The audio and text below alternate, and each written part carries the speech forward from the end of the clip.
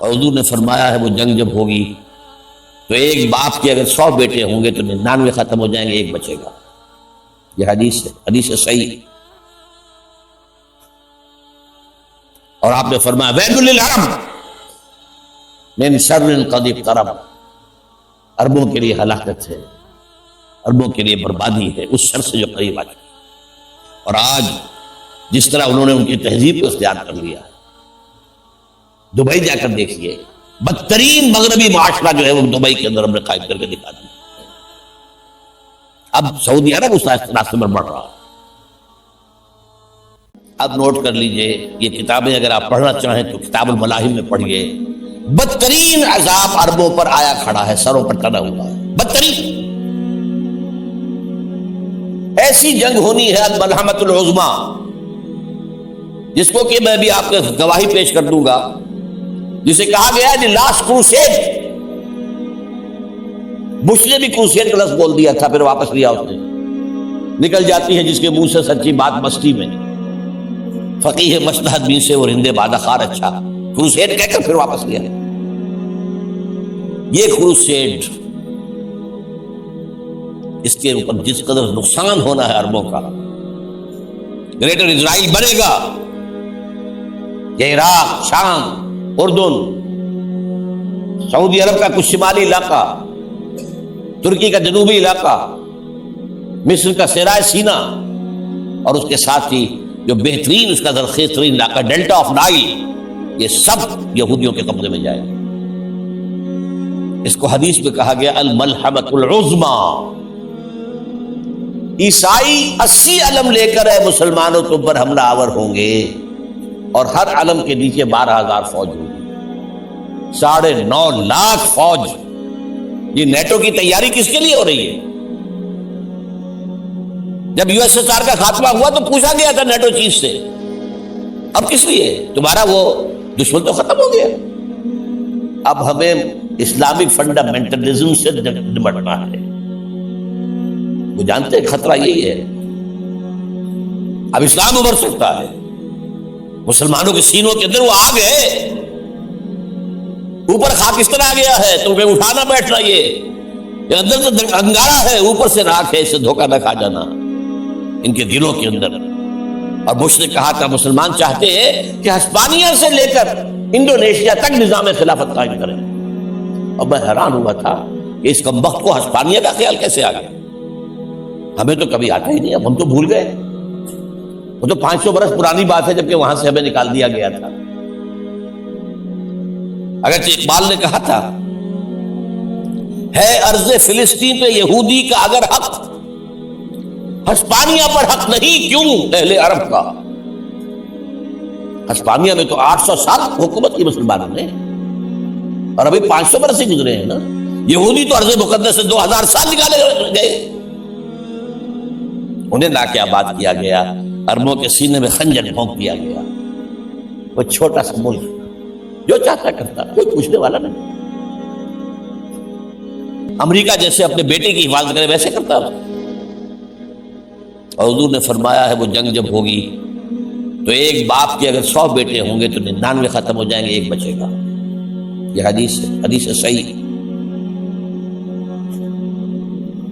اور آپ نے فرمایا ویل للعرب من شر قد اقترب، عربوں کے لیے ہلاکت ہے، عربوں کے لیے بربادی ہے اس شر سے جو قریب آ چکی۔ اور آج جس طرح انہوں نے ان کی تہذیب کو اختیار کر لیا ہے، دبئی جا کر دیکھیے، بدترین مغربی معاشرہ جو ہے وہ دبئی کے اندر ہم نے قائم کر کے دکھا دیا۔ اب سعودی عرب اس راستے پر بڑھ رہا ہے۔ لیکن میں اس کے وہ پہلی بات جو کہہ رہا ہوں وہ تو یقینی ہے، اس میں تو احادیث صحیحہ موجود ہے۔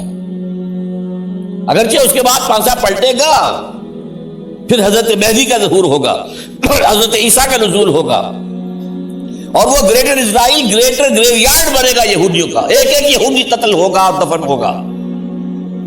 یہ بات میں ہونا ہے، میں پہلی بات بات کر رہا ہوں۔ وہ پانسا پلٹے گا جب پلٹے گا، ابھی جو سامنے ہے وہ کیا ہے؟ جس ملحمۃ العظمیٰ کہا حضور نے، جسے آرمگیڈون کہتے ہیں عیسائی۔